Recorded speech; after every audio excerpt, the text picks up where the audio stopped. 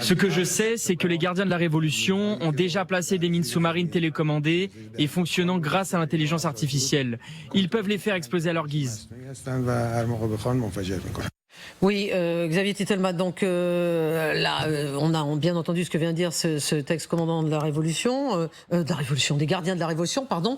Mais les Américains ils peuvent aussi utiliser des drones sous-marins pour déminer. Tout à fait, et c'est pas les seuls d'ailleurs. Les Américains sont plutôt en retard sur d'autres pays dans le domaine du déminage, et notamment la France. On a des sociétés comme Excel Technologies qui font ça très très bien. On a des sociétés qui ont des drones navals, comme par exemple Sea Air. Et puis j'ai envie aussi de dire, mais quel pays peut aujourd'hui fournir des milliers de drones navals sur lesquels il suffit de mettre des capteurs? Je me tourne vers l'Ukraine, encore une fois, comme en défense aérienne.